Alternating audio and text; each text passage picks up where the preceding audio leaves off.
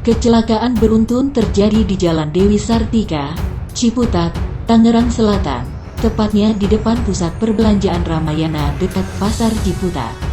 Tepatnya, pada pukul 22.30 waktu Indonesia Barat.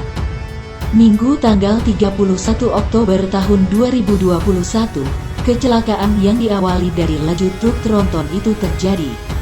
Kanit Laka Lantas Polres Tangsel, Ibtu Nanda Setia Pratama Baso, mengungkapkan kronologi kecelakaan tersebut. Truk tronton yang dikemudikan S melaju dari arah Lebak Bulus ke arah Parung melalui flyover Ciputat. Saat turun dari flyover, truk tronton diduga mengalami remblong sehingga menabrak barisan kendaraan di depannya. Terlebih kondisi lalu lintas saat itu sedang padat. Dua pengendara sepeda motor ikut tertabrak tronton yang tidak terkendali itu. Kedua pemotor mengalami luka parah sampai harus dilarikan ke rumah sakit.